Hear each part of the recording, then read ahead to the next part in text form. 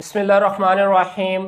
अस्सलामुअलैकुम नाज़रीन, मैं हूं मोहम्मद बिलाल। आप देख रहे हैं बिलाल कांजू ऑफिशियल यूट्यूब चैनल। नाज़रीन, आप अक्सर नाम सुनते हैं ह्यूमिक एसिड्स का। तो ये दरअसल होते क्या है, आज की इस वीडियो में मैं मुख्तसरन और सादा अल्फाज में आपको समझाने की कोशिश करूँगा। हमारी ज़मीन के अंदर जो नामियाती मवाद होता है, मसलन पौधों की जड़ें हैं, इसके अलावा जो इसके अंदर बैक्टीरिया, फंजाई, नीमाटोड्स, मुख्तलिफ़ किस्म के जो हशरात हैं वो मरते हैं, गल सड़ जाते हैं, या कोई जानवरों का जो हम गोबर वगैरह ऐड करते हैं या जानवरों के फजलात वगैरह वो ऐड करते हैं, तो एक काफ़ी टाइम लगता है। ये नहीं है कि दिनों के अंदर ये मरहला जो है वो पूरा हो जाता है। तो ये जो ऑर्गेनिक मैटर है इसकी होती है डीकम्पोजिशन। तो जब ये डीकम्पोजिशन इसकी हो जाती है, उससे पार्शली डिकेड ऑर्गेनिक मैटर, जुज़वी तौर पर गला सड़ा नमियाती मवाद, उसे हम कहते हैं ह्यूमस। ठीक है। अब ये जो ह्यूमस होती है इसके अंदर मुख्तलिफ किस्म के केमिकल्स प्रोड्यूस होते हैं, ऑर्गेनिक केमिकल, जिनके अंदर कार्बन की मिकदार ज़्यादा होती है, यानी इन्हें हम कहते हैं high carbon organic stable molecules, जो फिर आसानी से डिकम्पोज नहीं होते, टूटते नहीं हैं। ये कहलाते हैं human fulvic acid, humic acid. तो ये मुख्तलिफ इनकी टाइप्स होती हैं।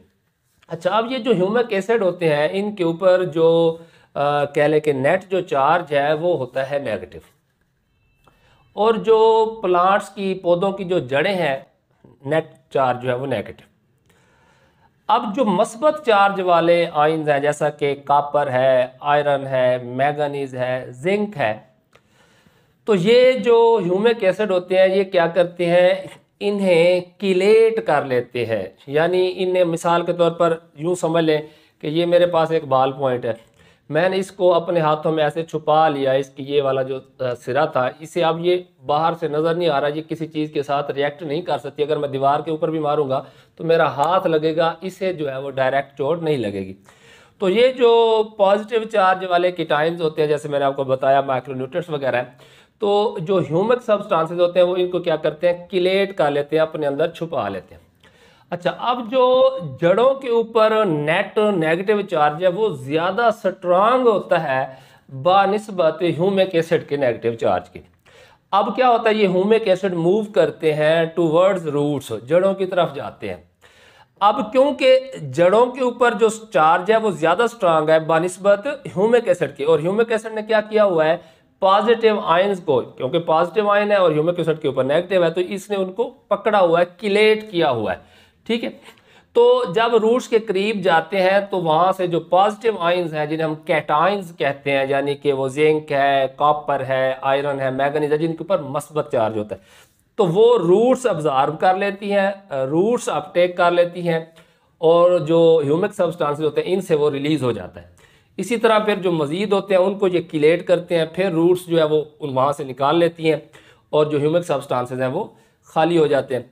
तो यानी ये जो हमारे खासकर पॉजिटिव आयंस वाले, जिन्हें हम केटाइंस कहते हैं, माइक्रो न्यूट्रिएंट स्पेशली, या जैसे मिसाल के तौर पर पोटाश है, पोटाश के ऊपर भी मस्बत चार्ज है, मैग्नीशियम है उसके ऊपर भी मस्बत चार्ज है, इस तरह जो मस्बत चार्ज वाले आयन हैं तो उनको ये एक्सचेंज करते हैं। तो हम यूँ कह सकते हैं कि जो सॉइल है, मट्टी है, उसकी जो कैटाइन एक्सचेंज कैपेसिटी है, ठीक है ना, आयंस का जो तबादला है, मस्बत आयंस का जो तबादला है, उसकी सलाहियत को ये बेहतर करते हैं। और आपको पता है जितनी ज़्यादा ज़रखेज़ ज़मीनें होती हैं, क्लेई सॉइल होती है, इनकी उतनी ज़्यादा कैटाइन एक्सचेंज कैपेसिटी बेहतर होती है, इसीलिए हम इनको कहते हैं फर्टाइल सॉइल्स।